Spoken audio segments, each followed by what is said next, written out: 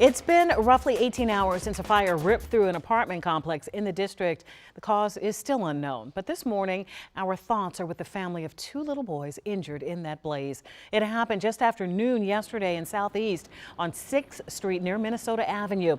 Matt Gregory is live from the scene, from the fire station that responded, I should say. Matt, what do we know about these young boys' conditions?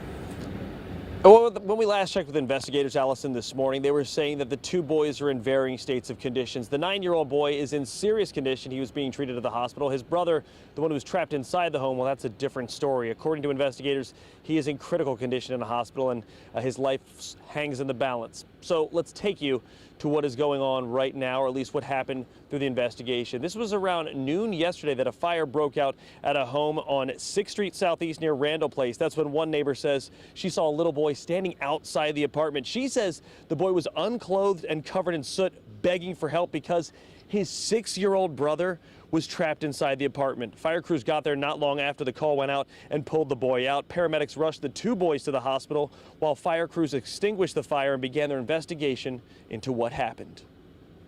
The child that was most critically injured was found in the burning apartment, not in the room that was on fire, but in the apartment itself, which was heavily charged with heat and smoke. Yeah, they was doing chest compressions on the little boy. And so a couple of points this morning. Number one, we're asking firefighters as well as police, were the boys alone in the apartment? And if so, why? Is there anything that's going to be happening there with the parent or guardian? That's one of our questions. The other one is we're continuing to work with police, or rather with fire, to get an update on the boy, the 6-year-old's status inside the hospital.